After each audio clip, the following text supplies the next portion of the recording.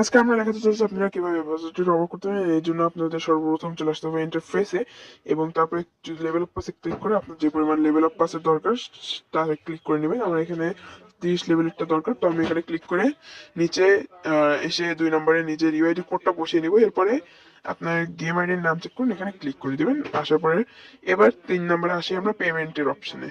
তো পেমেন্টের জন্য আপনি ইনস্ট্যান্ট পে তে ক্লিক করবেন, দেন বাই নাও, আর ওয়ালেটে থাকলে তো দরকার নেই।